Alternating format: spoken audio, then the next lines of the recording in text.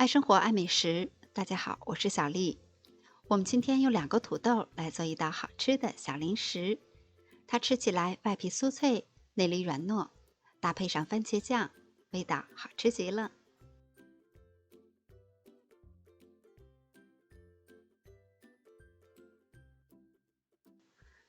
我准备了2颗大一些的土豆，清洗干净，去皮，再切成薄片。切好以后，装到盘子中，隔水蒸熟。这个时间，我们来准备一下配料。准备半根火腿肠，把它切成小丁。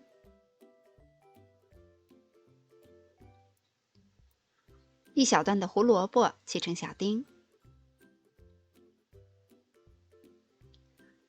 再准备一些绿色的小葱花，搭配一下颜色。都准备好了以后，放到盘子中备用。将蒸熟的土豆倒去多余的水分，倒入碗中，趁热捣成泥，捣得越细越好。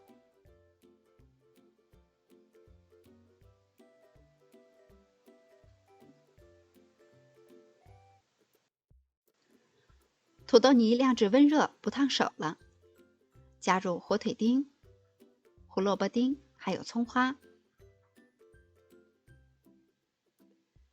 再放入适量的盐、少许的鸡粉、胡椒粉适量，再加入3大勺的小酥肉专用粉。面粉一定不可以放得太少，不然的话薯饼不容易定型。将所有的材料搅拌均匀。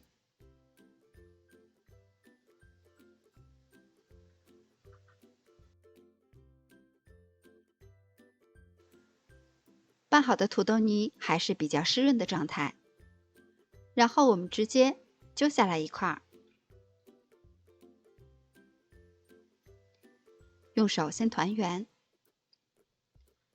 再做出薯饼的形状，用筷子压出简单的花纹，这样一个薯饼就做好了。在锅中放入多一些的植物油，油温达到6-7成热的时候，逐个的加入生胚。炸这款薯饼的时候，建议油温高一些入锅，这样它的表面会快速的定型。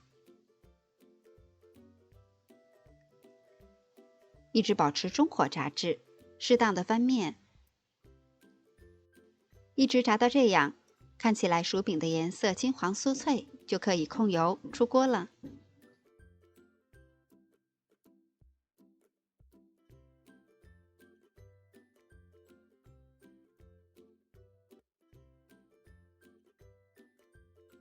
这款炸薯饼是所有小朋友都会喜欢吃的一款小零食，它吃起来表皮非常的酥脆，内里又很软糯，吃起来是越嚼越香的。